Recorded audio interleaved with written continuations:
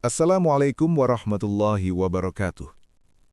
Dari sebuah hadis sahih yang diriwayatkan oleh Abu Hurairah radhiyallahu anhu, Rasulullah shallallahu alaihi wasallam pernah mengisahkan sebuah peristiwa agung yang terjadi pada awal penciptaan manusia. Suatu ketika, Allah Subhanahu wa taala memperlihatkan kepada Nabi Adam alaihissalam sebuah pemandangan yang luar biasa. Di hadapan beliau, tampak seluruh jiwa keturunannya yang kelak akan dilahirkan hingga akhir zaman. Jiwa-jiwa itu berkilauan di hadapan mata Nabi Adam, bagaikan bintang-bintang yang memenuhi langit luas tak bertepi. Nabi Adam alaihissalam memandang dengan penuh kekaguman. Di antara ribuan bahkan jutaan jiwa yang tampak, ada satu jiwa yang cahayanya begitu terang, jauh lebih bercahaya dibandingkan yang lain. Cahaya itu menenangkan, memancarkan keagungan dan kemuliaan. Hati Nabi Adam pun tersentuh. "Wahai Tuhanku," seru Nabi Adam dengan penuh ta'zim, "siapakah jiwa yang bersinar begitu terang di antara keturunanku itu?" Allah Subhanahu wa taala menjawab dengan penuh hikmah, "Itulah Daud, seorang nabi yang kelak akan aku utus kepada Bani Israel. Ia akan memimpin kaumnya, menegakkan keadilan dan membimbing mereka yang sering keras kepala dan ingkar kepadaku." Mendengar penjelasan itu, kekaguman Nabi Adam semakin bertambah. Ia mengetahui bahwa Bani Israel adalah kaum yang berat diuji, sering melanggar perjanjian dan berulang kali menyimpang dari perintah Allah. Dalam rasa kasih seorang ayah kepada keturunannya, Nabi Adam pun berkata, "Wahai Tuhanku, berapa umur yang engkau tetapkan untuk Daud?" Allah menjawab, 60 tahun. Nabi Adam terdiam sejenak. Dalam benaknya terlintas beratnya tugas yang akan diemban Nabi Daud kelak. Maka dengan penuh keikhlasan, Nabi Adam berkata, "Wahai Tuhanku, aku ingin memberikan sebagian dari umurku untuk Daud. Tambahkanlah umurnya, agar ia dapat menjalankan tugasnya dengan lebih lama dan lebih baik."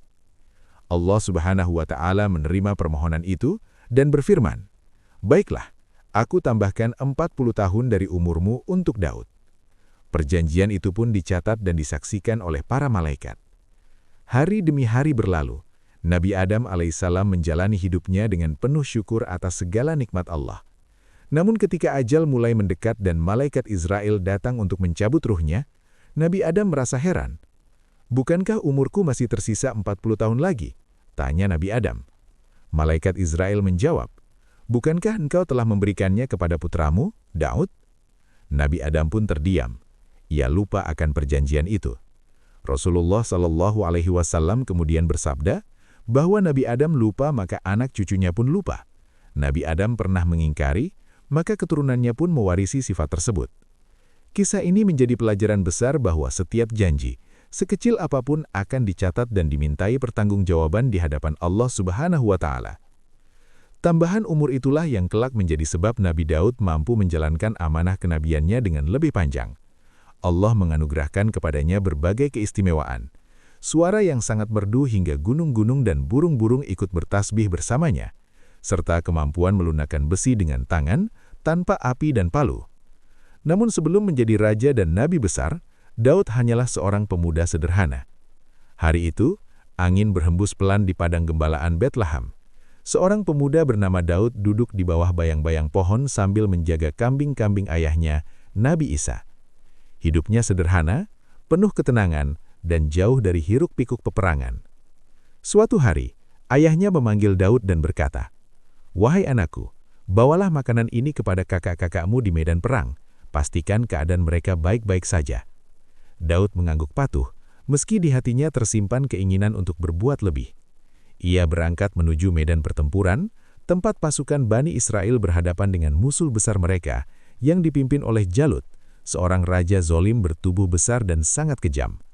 Setiap hari, Jalut maju menantang mengejek pasukan Bani Israel. Tubuhnya besar, senjatanya berat, dan suaranya mengguntur seperti petir. Pasukan Bani Israel diliputi rasa takut, banyak yang mundur dan kehilangan harapan. Ketika Daud mendengar tantangan Jalut, hatinya bergetar bukan karena takut, melainkan karena keyakinan. Ia berkata, "Mengapa kalian membiarkan orang kafir itu menghina pasukan Allah?" Orang-orang terkejut melihat keberanian pemuda kecil itu. Daud pun menghadap Raja Talut dan berkata, "Izinkan aku menghadapi Jalut."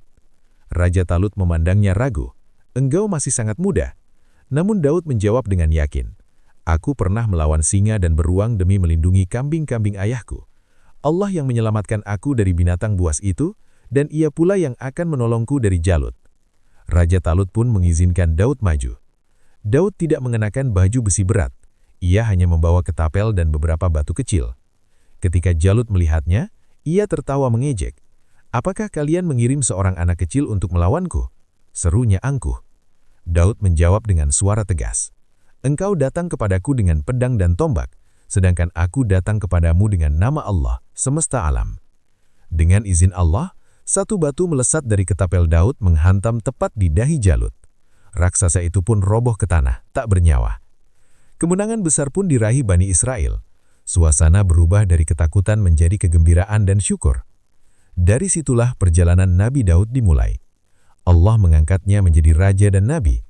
Ia diberi kitab Zabur, berisi pujian-pujian kepada Allah dan pelajaran bagi umatnya. Dengan tangannya, besi menjadi lunak seperti lilin lalu dibentuk menjadi baju zirah yang kuat namun ringan. Pada malam hari, Nabi Daud menghidupkan waktunya dengan sholat, munajat dan tangisan taubat. Pada siang hari, ia memimpin rakyatnya dengan adil. Rasulullah SAW bersabda bahwa puasa yang paling dicintai Allah adalah puasa Nabi Daud, sehari berpuasa dan sehari berbuka. Kerajaan Nabi Daud pernah diuji dengan wabah penyakit yang menimpa rakyatnya. Dengan hati yang hancur, ia memohon kepada Allah agar diangkat musibah itu. Allah pun mengabulkan doanya dan mengajarkan pelajaran tentang kesabaran dan kepemimpinan. Kehidupan Nabi Daud alaihissalam adalah gambaran keseimbangan performa antara ibadah, kerja, keadilan, dan tanggung jawab sebagai khalifah di bumi. Ia mengajarkan bahwa kekuasaan adalah amanah, suara merdu adalah ujian, dan umur panjang adalah kesempatan untuk semakin dekat kepada Allah. Dan dari kisah agung ini perjalanan belum berakhir. Dari keturunan Nabi Daud akan lahir seorang nabi dan raja yang tak kalah menakjubkan, Nabi Sulaiman alaihissalam, yang akan memimpin kerajaan dengan keadilan, menguasai angin, menundukkan jin, dan memahami bahasa makhluk. Namun itu adalah kisah lain yang akan kita lanjutkan pada episode berikutnya. Wallahu a'lam bishawab. Wassalamualaikum warahmatullahi wabarakatuh.